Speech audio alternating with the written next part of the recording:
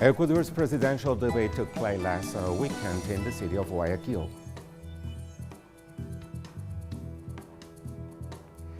Israeli government plans to build hundreds of new settler homes in the occupied West Bank.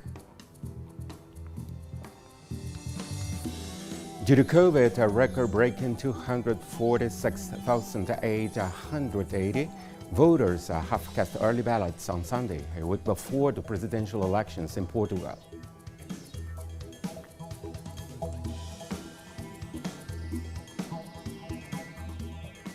Hello, welcome to From the South. The second part of Ecuador's presidential debate took place on Sunday night in the city of Guayaquil.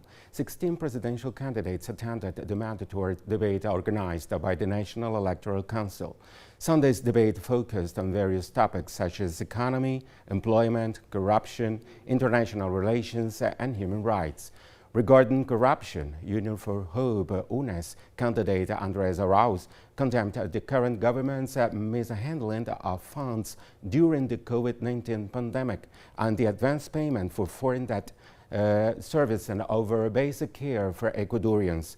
He also mentioned that his administration will prioritize financial help for families by giving $1,000 to 1 million Ecuadorians in the first week of his government. General elections are set to take place on February 7th. First of all, I would need at least 5 minutes to answer all of the candidates' concerns regarding the government of Rafael Correa. Ecuadorians, this government has stolen many things from us, with the representatives present, but we will answer all of these offenses on social media, because here they only give us a minute to answer. Mr. Velasco, if you have any question regarding any contracts, file a lawsuit. And Mr. Perez, please, don't be ridiculous. Don't talk about laws that you know nothing about. Public finances is my specialty. Corruption is what happened at the hospitals during the pandemic. The advance payment of foreign debt for $2 billion when Ecuadorians were dying on the streets. Our policy will be one of building. The candidates also touched upon other issues, including regional integration and human rights. Andres Arauz said that in his government, regional integration will be a priority. Regional integration is a priority. Ecuadorians, the African Union has just reserved 200 million doses of the vaccine, and here simply because of ideological barriers and for going against the integration of the Latin American. They eliminated UNASUR. We would have been able to work together for our people. That is why, some months ago, I met with the President of Argentina, Alberto Fernandez, and he guaranteed us a dosage of 4.4 billion vaccines for all Ecuadorians. Meanwhile, presidential hopeful for Avanza, Isidro Romero, said that if he were to be elected, he would have no problem in implementing life sentence in the country. Corruption is attacked when we make all those scoundrels and thieves go to jail. We won't allow them to steal. We will do what needs to be done, including implementing life sentence and the total seizure of the thief assets. Who's going to rob me in my government, knowing that they could remain in jail forever? Also, the inmates in my government, we were willing rot farming, because that is the only way we will move forward. Candidate for Alianza País, Jimena Peña, said that all high-level positions should be occupied by well-known professionals in order to prevent corruption. It's essential that all high-level positions be occupied by professionals that have a career. It's important that all high-level officials continue to study and prepare themselves. This will prevent public institutions from becoming a goldmine for some. On Sunday, Ecuador also carried out a nationwide election drill ahead of polls set for February 7. The National Electoral Council tested and reviewed the technical, operational, and logistical processes for the upcoming general election. One of the most crucial elements is the vote scanning system, which will digitalize the counting of the ballots cast, allowing a much faster publication of results. During the drill, 1,288 scanners were tested, which corresponds to 74% of all machines that will be used during the pools. The drill was monitored by observers from the Organization of American States and the Council of Electoral Experts of Latin America. Brazil's Anvisa health regulator has given emergency approval for its first 2 coronavirus vaccines as the country gears up to roll out a mass inoculation campaign amid a devastating second epidemic wave. It authorized AstraZeneca and Oxford University's shot, as well as China's Coronavac.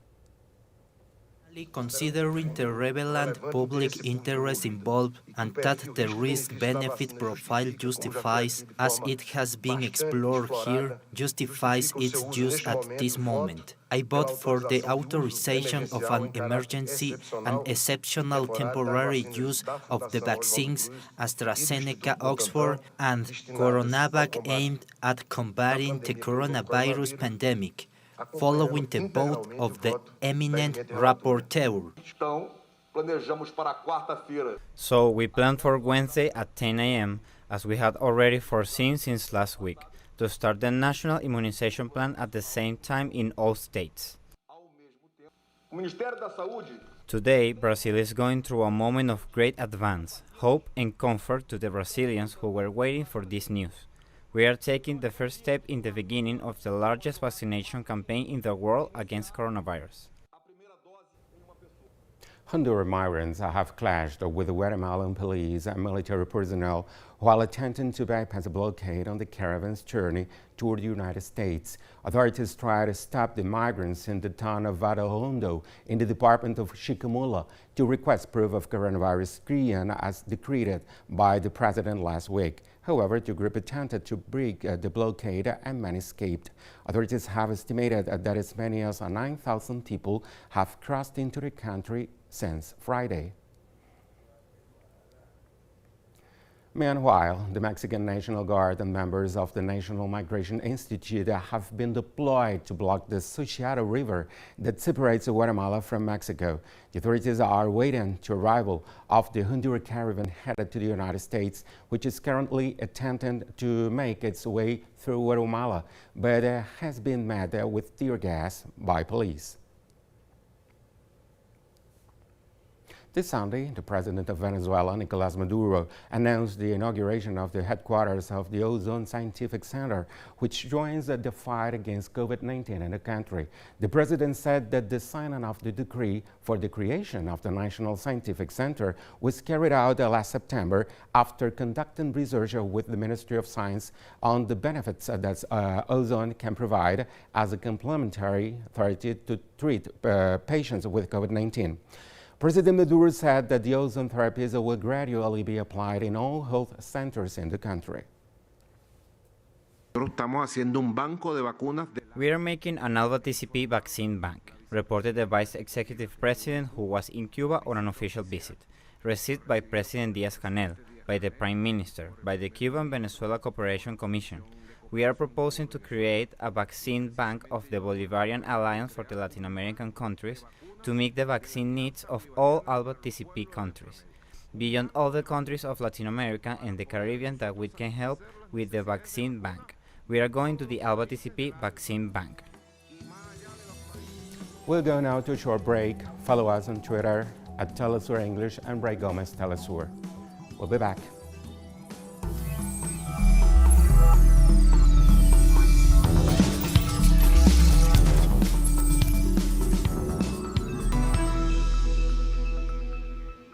We're back. Israel Prime Minister Benjamin Netanyahu announced on Sunday that the government plans to build hundreds of new settler homes in the occupied West Bank.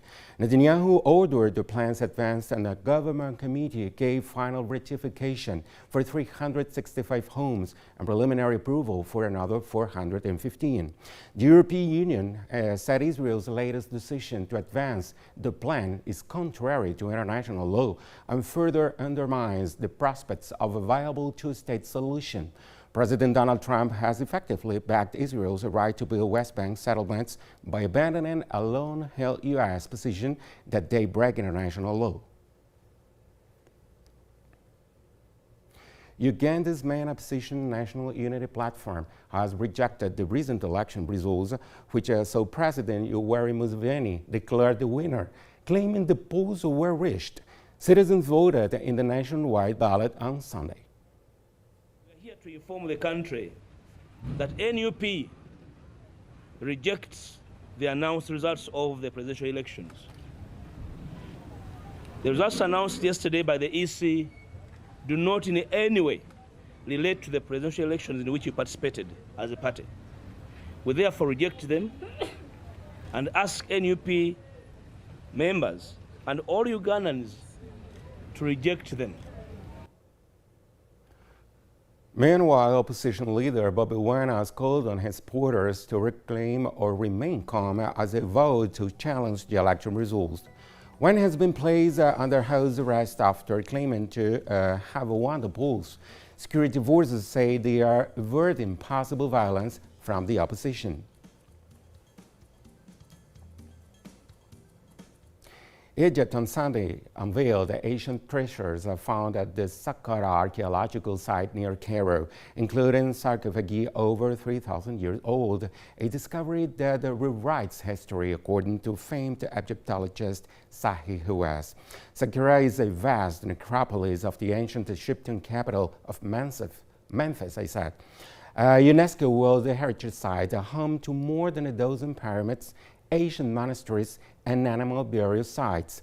A team headed by Hawes made the finds near the pyramid of King Titi, the first pharaoh of the 6th dynasty of the Old Kingdom. More than 50 wooden sarcophagi dating to the New Kingdom were found in a burial shaft. In 2010, we found a pyramid of a queen, but we never know the name of the queen. Only yesterday, we found a temple for the pyramid, and we found the name of the queen. Her name was Nit. First time to know this name of the queen in the Old Kingdom.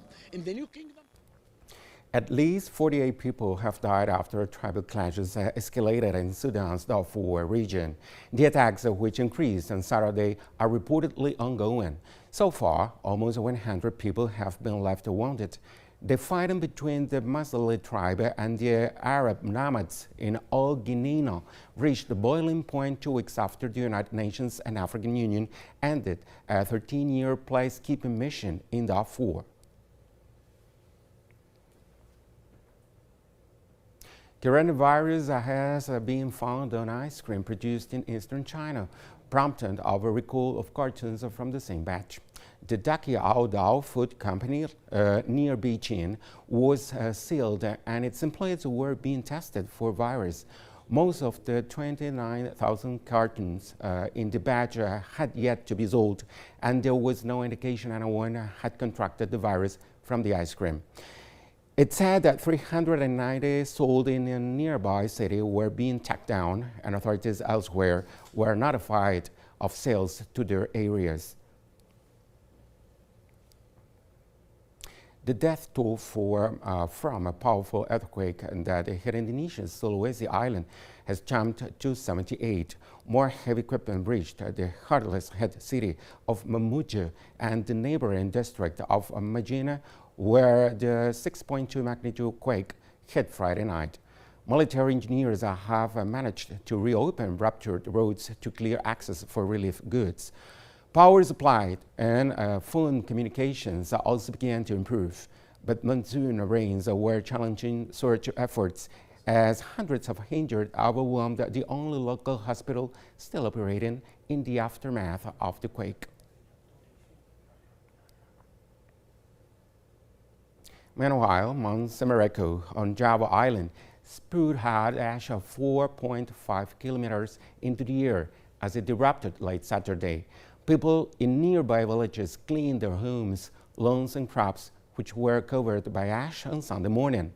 There were no reports of injuries or deaths. Indonesia is home to about 130 active volcanoes due to its position on the Ring of Fire, a belt of tectonic plates, boundaries circling the Pacific Ocean, where frequent seismic activity occurs.